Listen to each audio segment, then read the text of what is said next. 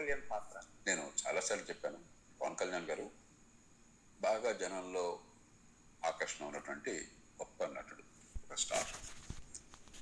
సినిమాల్లో ఉంటే ఈ సూపర్ స్టార్ డబ్బులు ఇచ్చి వాళ్ళని పోషిస్తారు, గౌరవించుకుంటారు.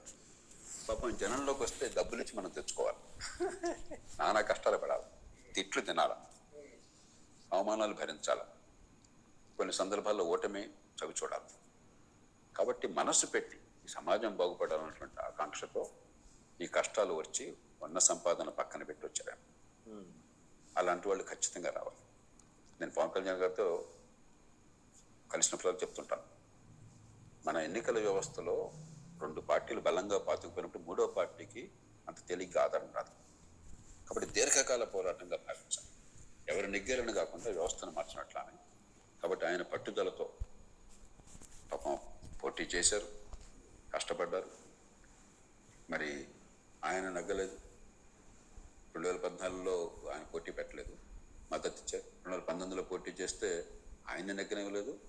మరి ఆయన అనుచరుల రకానికి ఆయన కూడా పార్టీ మార్చేసినట్టున్నాడు. అవన్నీ భరించి వ్యక్తిగత స్వార్థాన్ని కాకుండా కూటమి లేకపోతే మన ఎన్నికల వ్యవస్థలో మన ఓట్లన్నీ వృధా అయిపోతాయని గుర్తించి ఆయన నమ్మిన లక్ష్యం కోసం పోరాడారు. ఇప్పటికి కూడా ఈ దేశంలో ప్రజాస్వామ్యం బాగుపడాలా, రాజకీయం మారాలని చెప్పిన ఆలోచనతో ఉన్నారు. కాబట్టి దానికి ఒక అవకాశం వచ్చింది. దీర్ఘకాల ప్రయత్నం చేసినట్టయితే ఖచ్చితంగా రాజకీయాన్ని మార్చడంలో, ప్రజలకి ప్రజాస్వామ్యం అర్థమయ్యేట్ చేయడంలో ఆయన పాత్ర కీలకమైనదిగా ఉంటుంది.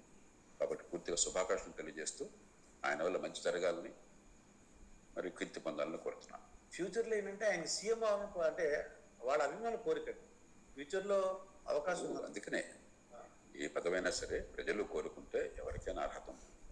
కాబట్టి పదవులు పెద్ద ముఖ్యం కాదు, అది శాశ్వతం కాదు. మనం నిజమైన మార్పును తీసుకురావాలి. పదవి ఒక్కటే మనకి లక్ష్యం కావడం.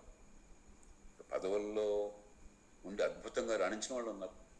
వాజ్పేయి గారు మరి సొంత బలం పూర్తిగా లేకపోయినా కూడా 20 పార్టీలతో కలిపి ఈ దేశంలో ఎప్పుడు జరిగిన విజయాలు సాధించారు. జాతీయ రహదారులు కావచ్చు, మొబైల్ ఫోన్లు కావచ్చు, మౌలిక సదుపాయాల కల్పన కావచ్చు, ప్రపంచంలో మన మీద ఆంక్షలు పెట్టినా కూడా ఈ పొక్కలను అనుభవించుకోవటం వల్ల అవన్నీ కూడా ఎదుర్కొని ధైర్యంగా చాలా ముందు చూపుతో అందరినీ కలుపుకుపోయి గొప్ప అభివృద్ధిని సాధించారు. ఆయన ఓడించారు. ఆయన ఓడిస్తే ఆయన బాధపడలా. నేను ఓడిపోవచ్చు, మా పార్టీ ఓడిపోవచ్చు, ఇది ప్రజాస్వామ్య విజయం, ఈ దేశానికి విజయం అన్నాడు. అది అంతే. కాబట్టి పదవి శాశ్వతం కాదు.